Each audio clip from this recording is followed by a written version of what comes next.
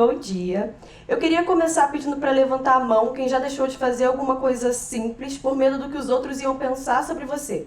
Como fazer um pedido no restaurante ou pedir ajuda a um desconhecido. Bom, isso que muitos de nós já experienciamos pode resumir o sentimento causado pela ansiedade social, que dentre os problemas de ansiedade é provavelmente o mais negligenciado e o menos conhecido. Mas que para a gente possa entender o que é ansiedade social, a gente precisa primeiro caracterizar uma situação social. De acordo com o livro do Erving Goffman, A Representação do Eu na Vida Cotidiana, uma situação social é qualquer situação onde um indivíduo interage com outros indivíduos. E essas situações podem ser divididas em duas categorias, as públicas e as privadas. Na situação pública, é uma exposição direta com um largo grupo de pessoas, envolvendo visibilidade e a possibilidade de julgamento, como apresentar um trabalho para uma banca ou falar em uma palestra. Já a situação privada envolve um momento mais intimista, uma interação mais direta, normalmente com uma ou duas pessoas, como conversar com alguém através de uma ligação ou participar de uma entrevista de trabalho.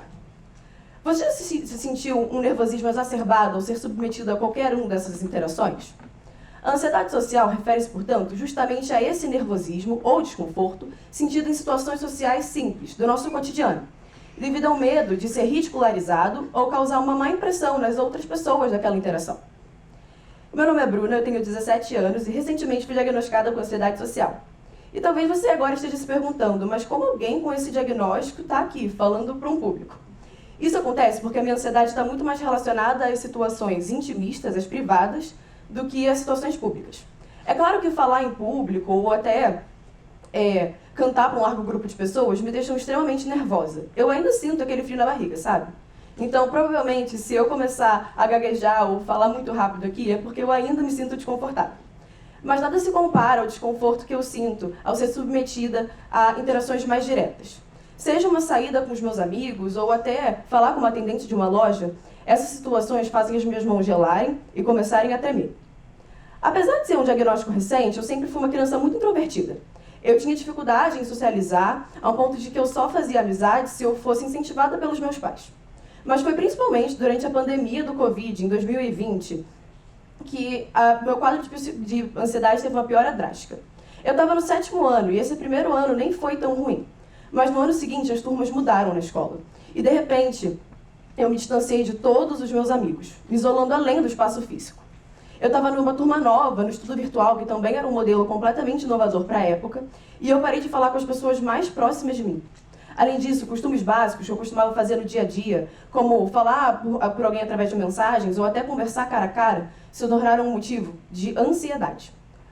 Você já pensou em como o isolamento ele pode piorar ainda mais quem já tem medo de se expor? Foi pensando nisso que a Biblioteca Nacional de Medicina dos Estados Unidos fez uma pesquisa que afirmou que os casos de ansiedade social na população em geral aumentaram drasticamente durante essa pandemia. As mulheres e os assalariados de baixa renda foram os mais afetados. Além disso, os indivíduos já com um diagnóstico prévio de transtorno de ansiedade social tiveram uma piora nesse quadro de ansiedade. Isso aconteceu porque fomos forçados a evitar o contato com as outras pessoas, seja por conta da quarentena, do isolamento social ou do fechamento de escolas e das áreas de trabalho. Então, o distanciamento forçado ele serviu como um fósforo aceso jogado num galão de gasolina para quem já tinha ansiedade e tinha medo de se expor. A pessoa com ansiedade social muitas vezes tem o medo de interagir, mas por um medo maior da solidão, ela se coloca em situações que a deixam desconfortáveis. E a pandemia, ela tirou justamente esse exercício de nós, fazendo se formar um ciclo perigoso. Quanto mais evitávamos essas interações, mais o medo crescia. E quanto mais o medo crescia, mais evitávamos essas situações. Então, nesse período de extrema ansiedade social, que eu comecei a buscar formas de me sentir mais eu mesma e sentir que eu ainda tinha algo na minha vida que eu podia controlar, já que o meu ciclo social e as minhas emoções estavam completamente fora do controle. E eu achei isso na arte. Eu nunca achei que eu tivesse uma veia artística. Isso porque eu resumia a arte a pintar, a esculpir, desenhar, e eram coisas que eu não era boa fazendo. Mas bastou um pouco de exposição às redes sociais e às maquiagens antigas da minha mãe que eu descobri uma nova paixão. Logo, foi durante a pandemia de 2020 que eu descobri a maquiagem não só como uma forma de expressão artística, mas de expressão da minha personalidade. Eu não tinha um material adequado, então muitas vezes eu usava uma tinta que não era própria para o rosto, o que me causou diversas alergias e queimaduras faciais. e muito menos as habilidades, já que eu estava fazendo uma maquiagem que não era do meu cotidiano, não era uma prática que eu tinha de fazer todos os dias.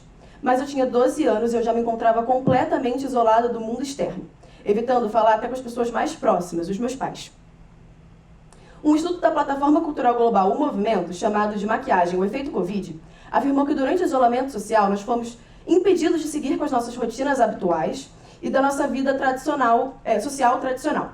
Isso fez com que a gente começasse a ver a maquiagem além da sua função estética e a relacioná-la com um momento de autocuidado e de expressão emocional, nos desvinculando dessas pressões externas, no meu caso as escolares, mas também das expectativas sociais. Foi então, buscando experimentalismo artístico, que através de formas, de cores e de materiais que não eram utilizados na maquiagem do dia a dia, que eu comecei a ver a maquiagem como um lugar, um espaço seguro. Um momento que eu podia fantasiar, criar as minhas narrativas visuais, ou até transformar os meus sentimentos em arte. Ou apenas esquecê-los por um momento, já que internamente eu estava me sentindo um caos e eu não queria mais sentir o que eu estava sentindo. Mais do que vaidade, o ato de se maquiar se tornou um momento de autocuidado, de reconexão interior e um momento que eu considerava que eu podia criar algo belo e único, mesmo que fosse só para mostrar para os meus pais, postar nas redes sociais ou me olhar no espelho. Além disso, a maquiagem serviu como uma forma de eu me reconectar com pessoas que eu estava me afastando. Isso porque eu fazia as minhas maquiagens e eu gostava de compartilhar essas produções ou na internet ou com os meus amigos. Isso engatava numa conversa. E pela primeira vez em muito tempo, eu me sentia confortável para falar de um assunto não só que eu gostava, mas que eu sentia que eu tinha propriedade na fala. Outro ponto foi que quando voltamos às aulas presenciais e tínhamos que usar essas máscaras faciais, a maquiagem serviu como uma forma de eu poder mostrar minha personalidade para uma turma que era completamente nova. Eu não conhecia ninguém e eu tinha muita dificuldade nessa comunicação para mostrar quem eu era. Então, através dessa produção na área dos olhos, eu sentia que as pessoas, só me olhando, conseguiam saber um pouco da minha personalidade, das minhas características. O maior exemplo de maquiagem artística como uma forma de reafirmação identitária é o movimento drag. Primeiro é importante ressaltar que drag é uma linguagem artística, assim como o desenho, como a pintura, e que define a performance das expressões de gênero de uma forma exagerada, dentro dos seus aspectos e das suas funções sociais. Mas que, historicamente, ela é feita por grupos marginalizados, como as pessoas racializadas ou parte da comunidade LGBTQIAPN+. De acordo com um estudo realizado por Carla Teles da Rosa, intitulado de Arte Drag e a Expressão Artística, a prática drag ela pode melhorar significativamente a autoestima e o bem-estar psicológico dos seus praticantes. Ao se montarem, diversas drags relatam se sentirem mais livres, autênticas e confiantes para interagir com o mundo. Através da experimentação, da coragem e da liberdade, esses sentimentos eles saem do palco e do personagem e fazendo com que essas pessoas se sintam mais confiantes no dia a dia, mesmo sem estarem montadas. Drag, então, não é um disfarce, mas sim uma forma de empoderamento identitário. A autoestima e o pertencimento, que são algumas das sensações sentidas durante o momento de performance, deixam de ser restritas a esse momento artístico e passam a fazer parte da realidade, do dia a dia dessas pessoas. Na cultura drag, existe uma identidade chamada alter ego, que separa o eu real da persona drag. Essa persona drag funciona como um escudo emocional. Ela oferece um espaço seguro para que essas pessoas consigam representar suas identidades que normalmente são socialmente oprimidas. A maquiagem artística, então, seja drag ou não, funciona como uma forma de máscara de segurança. Mas não uma máscara que disfarça ou que vai sumir com o que a gente está pensando, mas sim uma forma de representar as nossas emoções, os nossos comportamentos e até provocar comunicações que normalmente as pessoas com ansiedade social não teriam no cotidiano. Será que todos nós não precisamos, às vezes, de uma máscara para representar quem de fato somos? Pensando nisso que alguns artistas, drags e figuras públicas utilizam da linguagem artística como uma forma de resistência, de formação identitária e de superação emocional. Aqui eu trouxe 3 exemplos. Então, primeiro a gente tem a Lady Gaga, que é uma cantora e compositora norte-americana. Depois a gente tem o RuPaul, que ele é criador e apresentador do maior reality show voltado para a cultura drag e que ajudou a propagar essa cultura pelo mundo. E por último, o Ismael, que é uma youtuber e artista brasileira. Mas eu gostaria de falar de uma forma mais aprofundada sobre 2 figuras.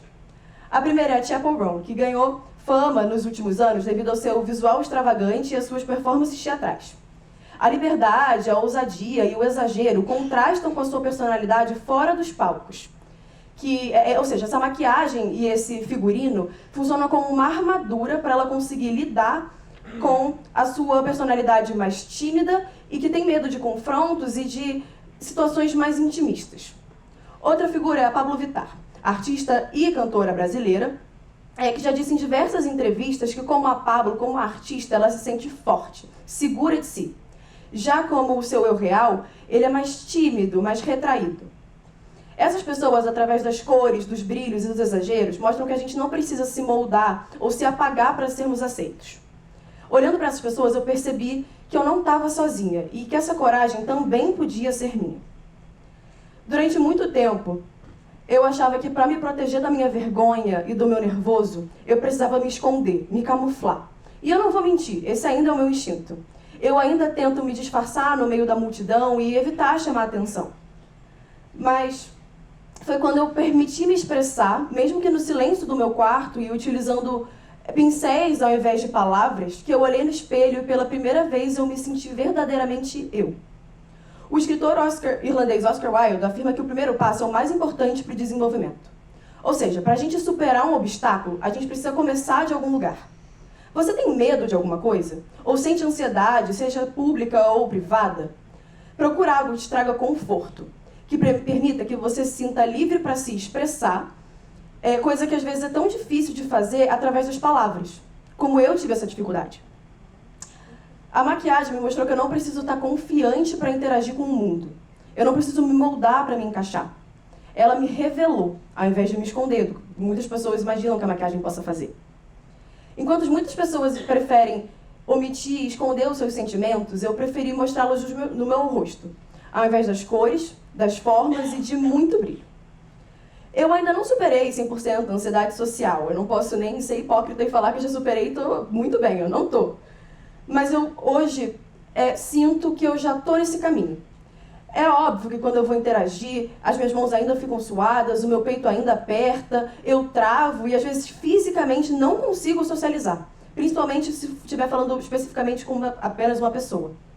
Mas quando eu olho para o meu caminho e tudo que eu já passei, eu vejo que eu já estou na metade dele. Eu não estou mais no início, eu não sou mais aquela Bruna do 7º ano que tinha medo de sair de casa. E eu vejo, olhando ao meu redor, que eu já tenho todas as ferramentas à minha disposição para isso. Para superar um obstáculo que está comigo desde que eu sou pequena. Um medo que eu nunca soube lidar e agora eu sinto que eu sei. Então, para finalizar, eu pergunto a vocês. E você, já encontrou as suas ferramentas para encarar os seus próprios medos? Obrigada.